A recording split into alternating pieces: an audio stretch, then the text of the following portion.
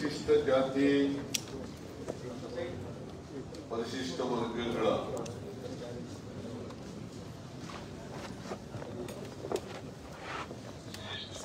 ಅಭಿವೃದ್ಧಿ ಪರಿಷತ್ತಿನ ಸಭೆಯನ್ನು ನಡೆಸಲಾಯಿತು.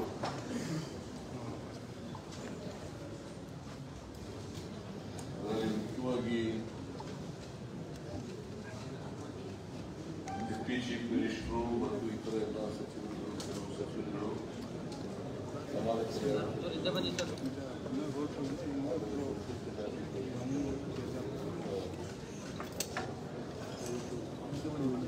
ಎಂಎಲ್ಎಗಳು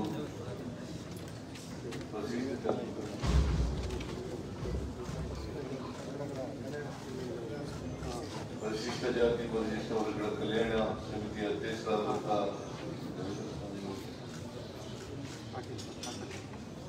ಇಲಾಖಾ ಕಾರ್ಯದರ್ಶಿಗಳು ಎಲ್ಲ ಇಲಾಖೆ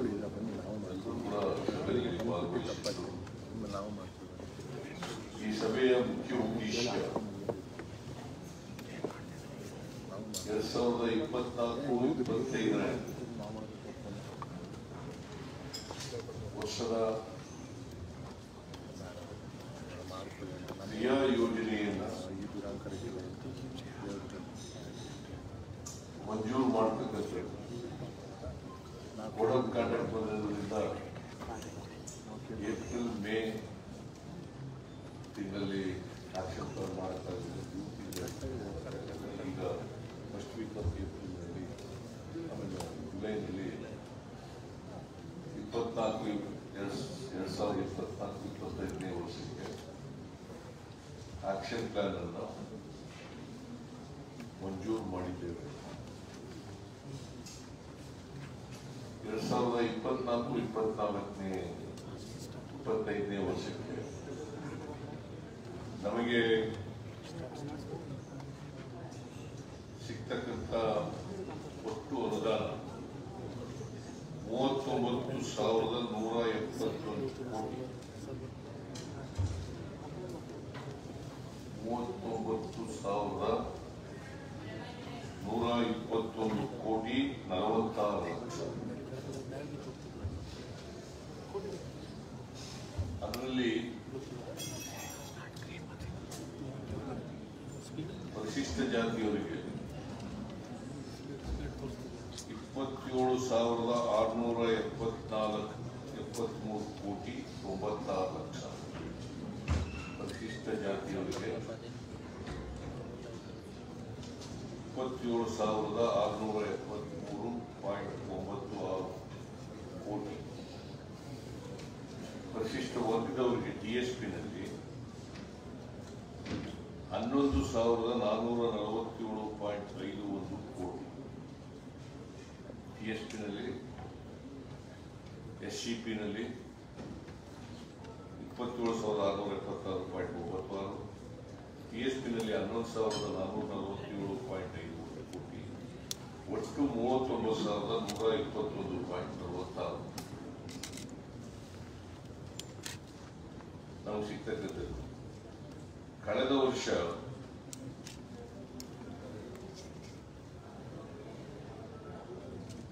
ವರ್ಷಕ್ಕಿಂತ ಈ ವರ್ಷ ಸುಮಾರು 3,900 ಕೋಟಿ ಅಷ್ಟು ಹೆಚ್ಚಾಗ್ತದೆ. 3,900 ಕೋಟಿ ಅಷ್ಟು ಹೆಚ್ಚಾಗ್ತದೆ. ಯಾಕಂತಂದ್ರೆ ಪರಿಶಿಷ್ಟ ಜನಸಂಖ್ಯೆಗೆ ಅನುಗುಣವಾಗಿ ಇಡೀ ದೇಶದಲ್ಲಿ ನಾವು ಕರ್ನಾಟಕ ರಾಜ್ಯ 2ನೇ ರಾಜ್ಯ. ದೇಶದಲ್ಲಿ ಎಲ್ಲೂ ಮಾಡಿಲ್ಲ. ಕೇಂದ್ರ ಸರ್ಕಾರ ಮಾಡಿಲ್ಲ, ಬೇರೆ ರಾಜ್ಯಗಳು ಮಾಡಿಲ್ಲ. ನರೇಂದ್ರ ಮೋದಿ 10 ವರ್ಷ ಪ್ರಧಾನಮಂತ್ರಿ ಆಯಿತು. ನಾವು ಅನೇಕ ಸಾರಿ ಒತ್ತಾಯ ಮಾಡಿದ್ದೀವಿ, ಕರ್ನಾಟಕದ ರೀತಿಯಲ್ಲಿ ಕಾಯ್ದೆ ಮಾಡಬೇಕು ಅಂತ ಮಾಡಲಿಲ್ಲ. ಬಿಜೆಪಿ ಅಧಿಕಾರದಲ್ಲಿರ್ತಕ್ಕಂಥ ಸರ್ಕಾರಗಳು ಕೂಡ ಮಾಡಲಿಲ್ಲ. ಆಂಧ್ರ ಮತ್ತೆ ತೆಲಂಗಾಣ ಅಲ್ಲಿ ಮಾತ್ರ ನಮ್ಮ ರಾಜ್ಯ.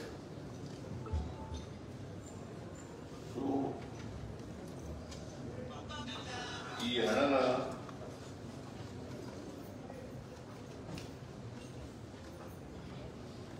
ಖರ್ಚು ಮಾಡಬೇಕು ಅಂತೇಳಿ ಮಾಡಿದ್ದೀವಿ.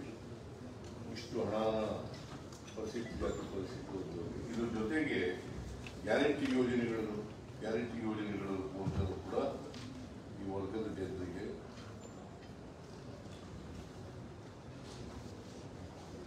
ಅಲ್ಲಿ ಹೆಚ್ಚು ಬೆನಿಫಿಷರೀಸು ಪರಿಶಿಷ್ಟ ಜಾತಿ ಪರಿಸ್ಥಿತಿ ಬರ್ತಾರೆ. ಮತ್ತೆ ಪ್ರತಿ ಇಲಾಖೆಗೆ ಎಷ್ಟೆಷ್ಟು ಹಣ ಅಂತಕ್ಕಂಥದ್ದನ್ನು ಕೂಡ ನಿಗದಿ ಮಾಡಿದ್ದೀವಿ.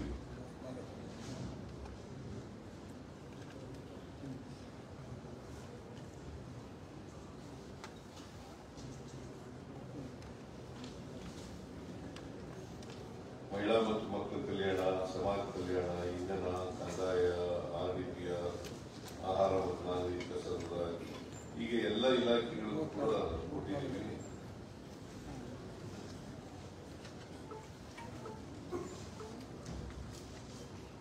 ಸೊ ಇದನ್ನ ಇಷ್ಟು ದೊಡ್ಡ ಮೊತ್ತದ ಹಣವನ್ನ ಮಂಜೂರು ಮಾಡಬೇಕು. ಕೆಲವು ಅಭಿಪ್ರಾಯಗಳನ್ನ ನರೇಂದ್ರ ಸ್ವಾಮಿ ಅವರು ಹೇಳಿದ್ದಾರೆ, ಅಪ್ಪಯ್ಯ ಅವರು ಕೂಡ ಹೇಳಿದ್ದಾರೆ, ಪ್ರಕಾಶ್ ಕೂಡ ಹೇಳಿದ್ದಾರೆ,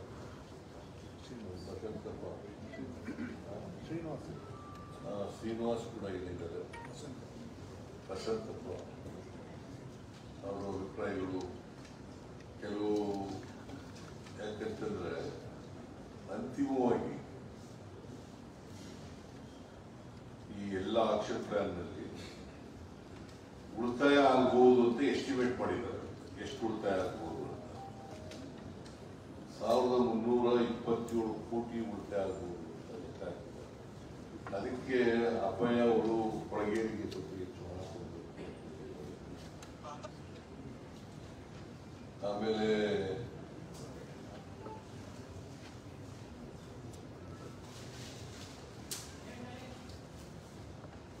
ನಾರ್ತ್ ಕರ್ನಾಟಕ KKR ಅಲ್ಲಿಗೆ ಹಣ ಕೊಡಬೇಕು. ಇಲ್ಲಿ ಕೂಡ ಪರಿಶಿಷ್ಟ ಜಾತಿ ಪರಿಶಿಷ್ಟ ವರ್ಗಬೇಕು, ಇದೆ ಮಾಡಲಿಕ್ಕೆ ಕೊಡಬೇಕು.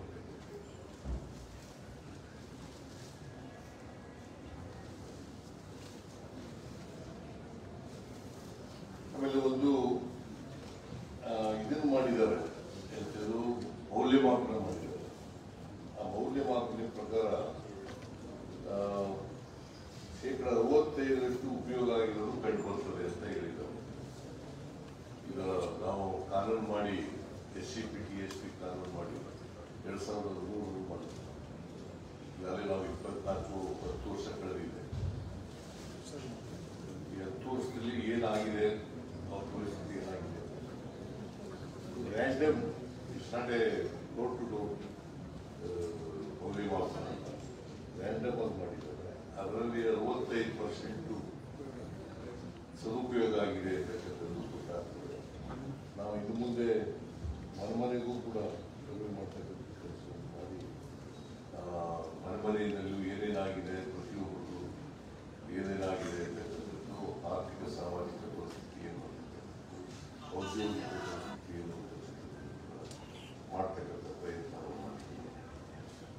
ಆಮೇಲೆ ಈ ನರೇಂದ್ರ ಸ್ವಾಮಿ ಅವರು ಲ್ಯಾಪ್ಟಾಪ್ ಕೊಡಬೇಕು, ಹೈಯರ್ ಎಜುಕೇಶನ್ ಕೆಲಸ ಮಾಡ್ತಕ್ಕಂಥದ್ದು ಲ್ಯಾಪ್ಟಾಪ್ ಕೊಡಬೇಕು ಅಂತ ಹೇಳಿದ್ದಾರೆ. ಒಟ್ಟು ಅದಕ್ಕೆ 315 PG ಕೊಟ್ಟರೆ 91 ಕೋಟಿ ಖರ್ಚಾಗ್ತದೆ. PG ಪೋಸ್ಟ್ ಗ್ರಾಜುಯೇಷನ್ ಅವರಿಗೆ ಕೊಡಬೇಕು ಅಂತಕ್ಕಂಥದ್ದಿದೆ. ಇದ್ರ ಬಗ್ಗೆಯೂ ಕೂಡ ಉಳಿತಾಯದ ಹಣದಲ್ಲಿ ಖರ್ಚು ಮಾಡಬೇಕು ಅಂತ ತೀರ್ಮಾನ ಮಾಡಿದೆ. ಆಮೇಲೆ ದೆಹಲಿನಲ್ಲಿ IAS, IPS, IRS ಪರೀಕ್ಷೆಗಳಿಗೆ ಓದಲಿಕ್ಕೆ ಹೋಗ್ತಾರೆ. ಅಲ್ಲಿ ಸುಮಾರು 70 ವಿದ್ಯಾರ್ಥಿಗಳು ಕಲಿತಾ ಇದ್ದಾರೆ, ಅವರು ಕೋಚಿಂಗ್ ತಗೋತಾ ಇದ್ದಾರೆ. 70 ವಿದ್ಯಾರ್ಥಿಗಳು, ಅವರಿಗೆ ತಿಂಗಳಿಗೆ 10,000 ರೂಪಾಯಿ ಕೊಡ್ತೀವಿ. ನನ್ನನ್ನು ಭೇಟಿ ಮಾಡಿದ್ರು ಅವರೆಲ್ಲ ವಿದ್ಯಾರ್ಥಿಗಳು. ಭೇಟಿ ಮಾಡಿ 10,000 ರೂಪಾಯಿ ಬಹಳ ಕಡಿಮೆ ಕೈಲಿನಲ್ಲಿ ನಮಗೆ ವಸತಿ ಸಿಗೋದಿಲ್ಲ, ಊಟಕ್ಕೆ ಸಾಲಲ್ಲ ಅಂತ ಹೇಳಿದ್ರು. ಅದಕ್ಕೆ ಪ್ರತಿ ತಿಂಗಳು 15,000 ರೂಪಾಯಿ ಕೊಡ್ಲಿಕ್ಕೆ ತೀರ್ಮಾನ ಮಾಡಿ ಆದೇಶ 15,000 ರೂಪಾಯಿ, 10,000 ಆಮೇಲೆ ಇನ್ನೊಂದು ನಿರ್ಣಯ ಏನ್ ಮಾಡಿದೀವಿ ಅಂತಂದ್ರೆ, ಅಲ್ಲಿ ಒಂದು ಹಾಸ್ಟೆಲ್ ಕಟ್ಟಲಿಕ್ಕೆ ಪರಿಶಿಷ್ಟ ಜಾತಿ ಪರಿಶಿಷ್ಟ ವರ್ಗದವರಿಗೆ ಅಲ್ಲಿ IPS AS IRS ಪರೀಕ್ಷೆ IFS ಪರೀಕ್ಷೆ ಮಾಡಲಿಕ್ಕೆ ಅವ್ರಿಗೆ ಒಂದು ಹಾಸ್ಟೆಲ್ ಕಟ್ಕೊಡ್ಬೇಕು. ಮತ್ತೆ ಕ್ವಾಲಿಟಿ ಲೈಬ್ರರಿ, ಎಲ್ಲ ಪುಸ್ತಕಗಳು ಕೂಡ ಸಿಗೋ ರೀತಿಯಲ್ಲಿ ಮಾಡ್ತಕ್ಕಂಥ ಒಂದು ಲೈಬ್ರರಿನೂ ಕೂಡ ಮಾಡಿಕೊಡಬೇಕು, ಹಾಸ್ಟೆಲ್ ಬಿಲ್ಡಿಂಗ್ ಕಟ್ಕೊಡ್ಬೇಕು ಅಂತ ಈ ರೀತಿ ಈ ವರ್ಷ ಅದನ್ನ ಎಲ್ಲಿ ಜಾಗ ಹುಡುಕಿ ಈ ಸಾರಿ ಪ್ರಾರಂಭ ಮಾಡ್ತಕ್ಕಂಥದ್ದು.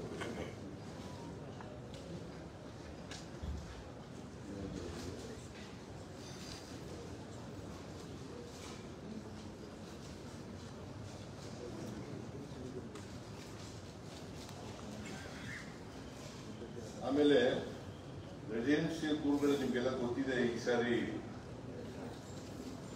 ನಾವು ಈ ವರ್ಷದಿಂದ ಹೋಬಳಿಗೊಂದು ರೆಸಿಡೆನ್ಸಿಯಲ್ ಶಾಲೆ ತೆಗಿಬೇಕು ಅಂತ ತೀರ್ಮಾನ ಮಾಡಿದ್ದೀವಿ. ಸುಮಾರು 60ಕ್ಕೂ ಹೆಚ್ಚು ಹೋಬಳಿಗಳಲ್ಲಿ ರೆಸಿಡೆನ್ಸಿಯಲ್ ಶಾಲೆ ಈ ವರ್ಷ ಪ್ರಾರಂಭ ಮಾಡಿ ಮುಂದಿನ ವರ್ಷ ಎಲ್ಲ ಹೋಬಳಿಗಳಲ್ಲೂ ಕೂಡ ಪ್ರತಿ ಹೋಬಳಿನಲ್ಲಿ ಎಲ್ಲಿಲ್ಲ ಆ ಹೋಬಳಿನಲ್ಲಿ ರೆಸಿಡೆನ್ಸಿಯಲ್ ಶಾಲೆಗಳನ್ನು ತೆಗೆಯಲಿಕ್ಕೆ ತೀರ್ಮಾನ. ಆಮೇಲೆ ಈ ಒಂದು ಹೋಬಳಿನಲ್ಲಿ ಶಾಲೆ ಇದೆಯಲ್ಲ, ಮೊದಲು ಸ್ಥಳೀಯರಿಗೆ 40% ಅಡ್ಮಿಷನ್ ಇತ್ತು, ಬೇರೆಯವರಿಗೆ 60% ಅಡ್ಮಿಷನ್ ಇತ್ತು. ಈಗ ಸ್ಥಳೀಯರಿಗೆ 75% ಅಡ್ಮಿಷನ್, ಬೇರೆಯವರಿಗೆ 25%. ಅದನ್ನ ಆದೇಶ ಹೊರಡಿಸಿದ್ದೀವಿ.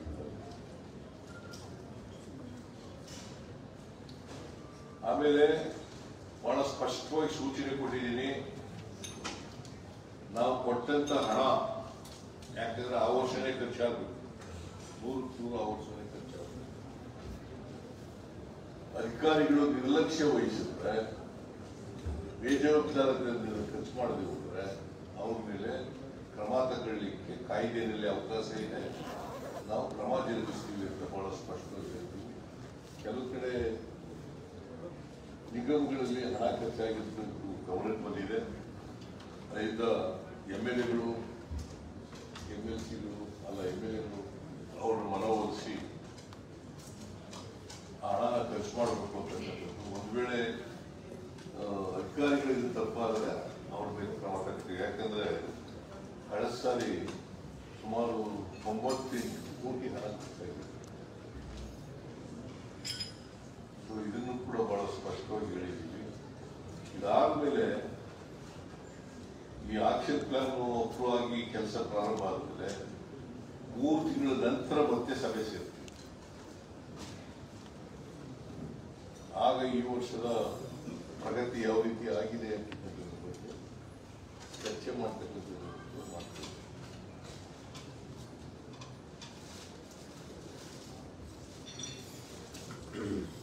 ಇನ್ನು ಅನೇಕ ವಿಚಾರಗಳನ್ನ ಪ್ರಸ್ತುತ ಚರ್ಚೆ ಮಾಡಿದ್ದೀವಿ.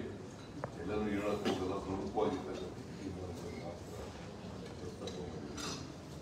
ಸೊ ಇವತ್ತಿನ ಸಭೆಯಲ್ಲಿ ಆಕ್ಷನ್ ಪ್ಲಾನ್ ಅಪ್ರೂವ್ ಆಗಿದೆ. ಈಗ ಸರ್ಕಾರ ಅರ್ಧ ವರ್ಷ ಮುಗಿದೋಗಿದೆ. 39,000 ಕೋಟಿ, ಅಪ್ರಾಕ್ಸಿಮೇಟ್ 40,000 ಕೋಟಿ ರೂಪಾಯಿ ಈಗ 5 ತಿಂಗಳಲ್ಲಿ ಖರ್ಚು ಮಾಡಲಿಕ್ಕೆ ಸಾಧ್ಯನಾ ಸರ್? ಈಗಾಗಲೇ ಅರ್ಧ ವರ್ಷ ಮುಕ್ತಾಯ ಇದೆ, ಚುನಾವಣೆ ಕಾರಣಕ್ಕೋಸ್ಕರ ಅರ್ಧ ವರ್ಷ ಮುಕ್ತಾಯ ಆಗಿದೆ. ಈಗ 39,000 ಕೋಟಿ ರೂಪಾಯಿ ಖರ್ಚು ಮಾಡಬೇಕಾಗುತ್ತೆ. ಖರ್ಚು ಮಾಡ್ತೀವಿ, ಈಗಾಗಲೇ ಖರ್ಚು ಮಾಡಿದ್ದೀವಿ. ಕೆಲವೆಲ್ಲ ಆಕ್ಷನ್ ಪ್ಲಾನ್ ಇದ್ದೇನೆ, ಕೆಲವೆಲ್ಲ ಖರ್ಚಾಗಿದ್ದಾವೆ. ಸೊ ಈಗ ಹಾಸ್ಟೆಲ್ಗಳು ನಡೀತಾ ಇಲ್ವಾ, ಶಾಲೆ ಪ್ರಾರಂಭ ಆಗಿದೆ, ಈಗ ಶಾಲಾ ಪ್ರಾರಂಭ ಆಗಿದೆ. ಜೂನ್ 1ನೇ ತಾರೀಕಿನಿಂದ ಸೊ ಈ ವರ್ಷ ಮುಂದಿನ ಮಾರ್ಚ್ ಒಳಗಡೆ ಈಗ ಇನ್ನ 8 ತಿಂಗಳಿದೆ. 8 ತಿಂಗಳುಗಳಲ್ಲಿ ಇನ್ನೊಂದು ಬಿಜೆಪಿ ಅವರು ಆರೋಪ ಮಾಡ್ತಾ ಇದ್ರು, ಇದೇ ಸಮುದಾಯದ ಜನರ ಗ್ಯಾರಂಟಿ ಯೋಜನೆಗಳಿಗೆ ಸಂಬಂಧಪಟ್ಟ ಫಲಾನುಭವಿಗಳು ಏನಿರ್ತಾರೆ ಅವ್ರು ಯೂಸ್ ಮಾಡ್ತಾ ಇದ್ದಾರೆ, ಸರಿಯಲ್ಲ ಅಂತ ಆರೋಪ ಮಾಡ್ತಾ ಇದ್ದಾರೆ. ಮೊದಲು ಸ್ವಲ್ಪ ಕೇಳಿ ಬಿಜೆಪಿ ಇರೋ ರಾಜ್ಯಗಳಲ್ಲಿ ಕೇಂದ್ರ ಸರ್ಕಾರದಲ್ಲಿ ಈ ತರ ಕಾನೂನು ತರಕ್ಕೆ ಡಿಮ್ಯಾಂಡ್ ಮಾಡಿರೋದು. ಬಿಜೆಪಿ ಕೇಂದ್ರ ಸರ್ಕಾರದಲ್ಲಿ ಇಲ್ಲ, ರಾಜ್ಯ ಬಿಜೆಪಿ ಇರೋ ಸರ್ಕಾರದಲ್ಲಿ ಇಲ್ಲ. ಅವ್ರಿಗೆ ಇಲ್ಲಿ ಖರ್ಚಾಗಿ ಬೇರೆ ಬೇರೆ ಸೇರಿಸಿ ಖರ್ಚಾಗುತ್ತದೆ ಅಂತ ಹೇಳಕ್ಕೆ ಯಾವ ನೈತಿಕತೆ ಇದೆ? ನಾವು ಖರ್ಚು ಮಾಡಲ್ಲ, ಪರಿಶಿಷ್ಟ ಜಾತಿ ಪರಿಶಿಷ್ಟ ವರ್ಗದವರಿಗೆ ಖರ್ಚು ಮಾಡಬೇಕು ಅಂತ ಸಾಧ್ಯವಾದ ಮಟ್ಟಿಗೆ. ಅದಕ್ಕೆ ಡೀಮ್ಡ್ ಎಕ್ಸ್ಪೆಂಡಿಚರ್ ಇತ್ತಲ್ಲ, 7D ತೆಗೆದಾಕಿದೀವಿ. ಈಗ ನರೇಂದ್ರ ಸ್ವಾಮಿ ಅವರು 7C ಬಗ್ಗೆನೂ ಕೂಡ ಪರಿಶೀಲನೆ ಮಾಡಬೇಕು ಅಂತ ಹೇಳಿದ್ದಾರೆ. ಅದರ ಬಗ್ಗೆ ಪರಿಶೀಲನೆ ನಡೆಸಿ. ಸರ್, ನೀವು ಅಧಿಕಾರಕ್ಕೆ ಬಂದು SCPTSP ಜಾರಿಗೆ ತಂದು ಸರಿಸುಮಾರು 10 ವರ್ಷ ಆಯಿತು ಸರ್.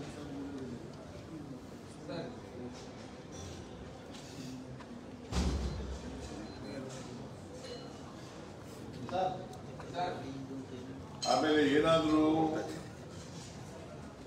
ಹೆಚ್ಚು ಹಣ ಯಾವ್ದಾದ್ರು ಇಲಾಖೆಗೆ ಮಂಜೂರಾಗಿದ್ರೆ ಅವ್ರು ಖರ್ಚು ಮಾಡೋಕ್ಕಾಗಿದ್ರೆ ಹಣ ವಾಪಸ್ ತಗೊಂಡು ಅದನ್ನ ಬೇರೆ ಇಲಾಖೆಗೆ, ಯಾವ ಇಲಾಖೆಗೆ ಕಡಿಮೆ ಆಗಿದೆ ಆ ಇಲಾಖೆ. ಆಮೇಲೆ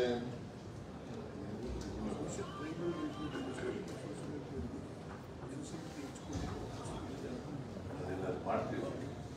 ಅವ್ರ ಜನಸಂಖ್ಯೆಗಿಂತ ಹೆಚ್ಚು ಏನಾದ್ರು ಕೊಟ್ಟಿದ್ರೆ ಯಾವ್ದಾದ್ರು ಇಲಾಖೆಗೆ ಅದು ವಾಪಸ್ ತಗೊಂಡು ಬೇರೆ. SCPTSP ನೀವು ಜಾರಿಗೆ ತಂದು ಸರಿಸುಮಾರು 10 ವರ್ಷ ಆಯಿತು ಸರ್. ಪ್ರತಿ ವರ್ಷ 20,000 ಕೋಟಿ 30,000 ಕೋಟಿ ಹೀಗೆ ಅದನ್ನು ಜನಸಂಖ್ಯೆಗೆ ಅನುಗುಣವಾಗಿ ನೀವು ದುಡ್ಡನ್ನು ಖರ್ಚು ಮಾಡ್ತಾ ಇದ್ದೀರಿ. ಆ ಸಮುದಾಯದ ಜೀವನ ಮಟ್ಟ ಎಷ್ಟು ಅಭಿವೃದ್ಧಿ ಆಗಿದೆ ಅಂತ ಏನಾದ್ರು ಅನಾಲಿಸಿಸ್ ಮಾಡಿದ್ದೀರಾ? ವಿದ್ಯಾರ್ಥಿಗಳ ಸಂಖ್ಯೆ ಎಷ್ಟು ಪ್ರಮಾಣದಲ್ಲಿ ಹೆಚ್ಚಾಗಿದೆ? SPTSP ಸಂಬಂಧಪಟ್ಟ ಕೆಲಸ ಇದೆಯಾ? ಅದು 65% ಆಗಿದೆ. ರ್ಯಾಂಡಮ್ ಆಗಿ ಮಾಡಿರೋದು ಸರ್. ಇವ್ಯಾಲ್ಯೂಯೇಷನ್ ಸ್ಟಾರ್ಟ್ ಮಾಡಿ ಈ ವರ್ಷ ಅದನ್ನ ಡೋರ್ ಟು ಡೋರ್ ಮಾಡಿದಾಗ ಸ್ಪಷ್ಟವಾದಂತ ಚಿತ್ರ ಗೊತ್ತಾಗ್ತದೆ. ಸರ್, ಕಳೆದ ವರ್ಷ ಯಾವ್ದು NGO ಇಂದ ನಾವು ಅನಾಲಿಸಿಸ್ ಮಾಡಿದ್ದೀವಿ ಅಂತ ಇವ್ಯಾಲ್ಯೂಯೇಷನ್ ಮಾಡಿಸಿದ್ದೀವಿ ಅಂತ HMO ಹೇಳಿದ್ರು. ಕಳೆದ ವರ್ಷನೇ ಮಾಡಿಸಿದ್ದೀವಿ ಅಂತ ಹೇಳಿದ್ರಿ. ರ್ಯಾಂಡಮ್ ಆಗಿ ಮಾಡಿದೀವಿ. ಮುಂದಿನ ವರ್ಷದಿಂದ ಡೋರ್ ಟು ಡೋರ್ ಮಾಡ್ತೀವಿ. ಈ ಸೋಷಿಯೋ ಎಕನಾಮಿಕ್ ಅಲ್ಲಿ ಅವ್ರಿಗೆ ಏನ್ ಚೇಂಜಸ್ ಆಗಿದೆ ಸರ್? ಎಷ್ಟು ಆಗಿದೆ? ಆಗಿದೆ. ಆಮೇಲೆ ಇನ್ನೇನಾರ ಕೇಳೋದಿದೆಯಾ? ಇನ್ನೊಂದು ವಿಚಾರ, ಮತ್ತೆ ಕುಮಾರಸ್ವಾಮಿ ಅವರು ಇವತ್ತು ಜನತಾ ದರ್ಶನ ಮಾಡ್ತಾ ಇದ್ದಾರೆ. ಅದಕ್ಕೆ ಕ್ಯಾಬಿನೆಟ್ ನಲ್ಲಿ ನನಗೆ ಡಿಸಿಷನ್ ಮಾಡಿದ್ದಾರೆ, ಯಾರು ಅಧಿಕಾರಿಗಳು ಹೋಗಬಾರದು ಅಂತ ಆದೇಶ ಹೊರಡಿಸಿದ್ದಾರೆ CM ಮತ್ತೆ DCM ಅಂತ ಹೇಳಿದ್ದಾರೆ. ಜನತಾ ದರ್ಶನಕ್ಕೆ ಕುಮಾರಸ್ವಾಮಿ ಜನತಾ ದರ್ಶನ ಇದು ಜನತಾ ದರ್ಶನ ಮಾಡೋದು ಅದು ಹಿಂದೇನೂ ಕೂಡ ಇದು ಹೊಸದೇನಲ್ಲ, ಇದರಿಂದ ನಡ್ಕೊಂಡು ಬಂದಿದೆ. ಅವಕಾಶದಲ್ಲಿ ಲೀಡರ್ ಆಫ್ ದಿ ಅಪೋಸಿಷನ್ಗೆ ಮಾಡಕ್ ರಿವ್ಯೂ ಮಾಡಕ್ ಬಿಡಲ್ಲ ಅಂತ ಆದೇಶ ಹೊರಡಿಸ್ಬಿಟ್ರು ಅವರು ಬಿಜೆಪಿಯವರು. ಲೀಡರ್ ಆಫ್ ದಿ ಅಪೋಸಿಷನ್ಗೆ ರಿವ್ಯೂ ಮೀಟಿಂಗ್ ಮಾಡಬಾರ್ದು ಅಂತ ಆದೇಶ ಹೊರಡಿಸ್ಬಿಟ್ರು. ಇದು ಕುಮಾರಸ್ವಾಮಿಗೋಸ್ಕರ ಮಾಡಿರ್ತಕ್ಕಂಥದ್ದಲ್ಲ, ಹಿಂದಿನಿಂದ ಇದನ್ನ ಮುಂದುವರಿಸತಕ್ಕಂಥ ಕೆಲಸ ಮಾಡಿ ಕುಮಾರಸ್ವಾಮಿ ಅವರಿಗೋಸ್ಕರ ಮಾಡಿರೋದಲ್ಲ. Sir, yesterday you have tweeted Sir, saying that financial crisis BJP is not respected Swami Vivekananda. You have tweeted saying that BJP state in charge has not respected Swami Vivekananda. ಅವ್ರು ಯಾರನ್ನೂ ರೆಸ್ಪೆಕ್ಟ್ ಮಾಡೋದಿಲ್ಲ. ಅವ್ರು ಹಿಂದುತ್ವ ಬಿಟ್ಟು ಬೇರೆ ಏನು ಮಾಡಲ್ಲ. Sir, in English, sir, same reply. They follow only Hindutva. They are not going to human beings. They are not respecting human beings. They are following only Hindutva. Sir, 7th Pay Commission ಜಾರಿ ಮಾಡಲಿಕ್ಕೆ sir financial crisis ಕಾರಣಕ್ಕೋಸ್ಕರ 7th Pay Commission ಜಾರಿ ಮಾಡೋದು delay ಆಗುತ್ತೆ sir. ಆರ್ಥಿಕ ಮುಗ್ಗಟ್ಟು ಕಾರಣಕ್ಕೋಸ್ಕರ 7th Pay Commission ಜಾರಿ ಮಾಡೋದು ಡಿಲೇ ಆಗುತ್ತೆ ಅಂತ ಸರ್. ಆರ್ಥಿಕ ಮುಗ್ಗಟ್ಟು ಕಾರಣಕ್ಕೋಸ್ಕರ 7th ಪೇ ಕಮಿಷನ್ ಜಾರಿ ಮಾಡಿ 7ನೇ ವೇತನ ಆಯೋಗ ಸರ್ ಸರ್ಕಾರ ಪ್ರತಿಭಟನೆ ಮಾಡಲಿಕ್ಕೆ ಹೋಗ್ತಾರೆ ಸರ್ಕಾರಿ ನೌಕರರು. ಸರ್ ಡಿಸಿಎಂ ಸರ್ ಕ್ಯಾಬಿನೆಟ್ ಮುಂದೆ ಬಂದು ಚರ್ಚೆ ಆಗಬೇಕು. ಚರ್ಚೆ ಆದ್ಮೇಲೆ ಈಗಾಗಲೇ 17% ಕೊಡಕ್ಕೆ ಒಪ್ಕೊಂಡಿದ್ದೀವಿ.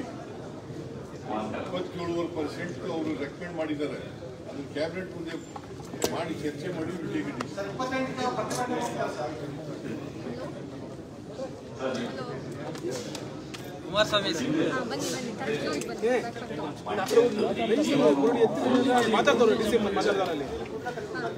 ಅಲ್ಲ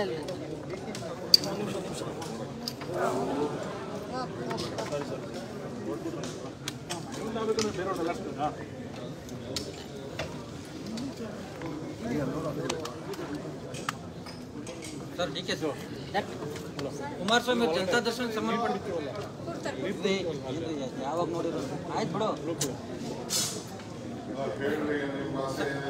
ಈಗ ಕುಮಾರಸ್ವಾಮಿ ಜನತಾ ದರ್ಶನ ಸಂಬಂಧಪಟ್ಟಂತೆ ಒಂದ್ ಹೇಳಿಕೆ ಕೊಟ್ಟಿದ್ದಾರೆ ಸರ್. ಅಂದ್ರೆ ನಡೆಸಬೇಕು ಅಂತಾನೆ ಸರ್ಕ್ಯುಲರ್ ವಚನ ಮಾಡಿದ್ರು, ಅವಾಗ ಈ ನಿಯಮ ಉಲ್ಲಂಘನೆ ಆಗ್ಲಿಲ್ವಾ ಅಂತ.